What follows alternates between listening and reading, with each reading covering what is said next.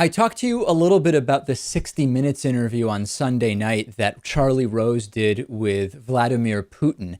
And in that interview, Charlie Rose asked Vladimir Putin whether he's comfortable supporting Bashar al-Assad in Syria against ISIS and against other opposition groups, given the systematic use of all sorts of heinous weapons and the committing of atrocities against Assad's own people. And Vladimir Putin responded basically without answering, saying, well, there are terrorists in the opposition as well. And now, just a couple of days later, we've learned that Russia has conducted its first airstrike in Syria near the city of Homs, according to a senior U.S. official. Russians told the U.S. that it should not fly U.S. warplanes in Syria, but it didn't give any specific geographical info about where Russia plans to strike. The senior U.S. official said that the U.S. is continuing as normal with missions that have been planned and are ongoing. Earlier today, the upper house of the Russian parliament gave President Putin approval to use air force in Syria, according to state media, and the vote came after a request from Syrian President Bashar al-Assad for help fighting ISIS. So the official line has been that Russia is anti-ISIS, and it's just getting involved to help Bashar al-Assad fight ISIS. It's not about, in any way, supporting the atrocities committed by Bashar al-Assad. But U.S. officials have been looking at the specifics of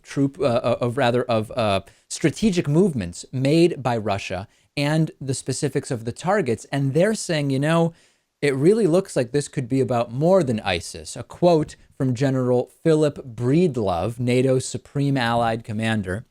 He said, we see some very sophisticated air defenses going into those airfields. We see some very sophisticated air-to-air aircraft going into these fields. I have not seen ISIL flying any airplanes that require SA-15s or SA-22s, which are Russian missiles.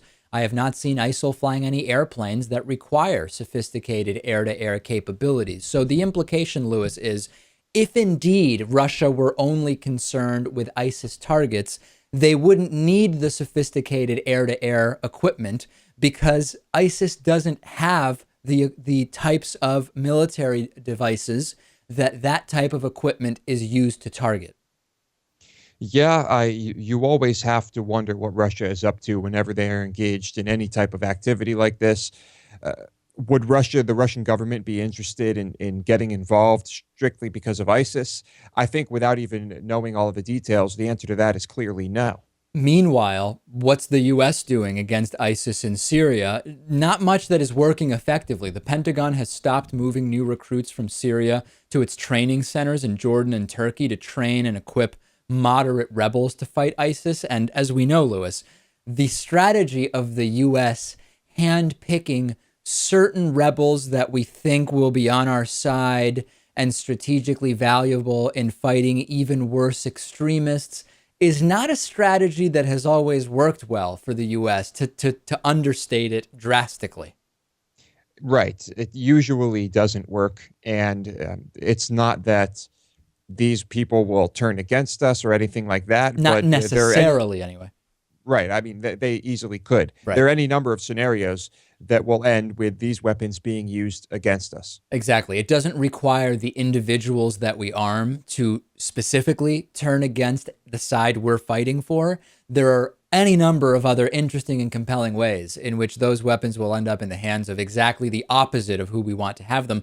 And then in the background, we have Donald Trump's idea, which is interesting only as a sort of bullet point. Let Russia help Assad fight ISIS. Let them do whatever they want. And then whoever wins, we have to go in there and just clean up one faction, either the Assad who is committing atrocities against his own people or ISIS. We'll talk to Luke Vargas later, who's been at the UN for the last 3 days, about who's saying what. It will be very, very interesting.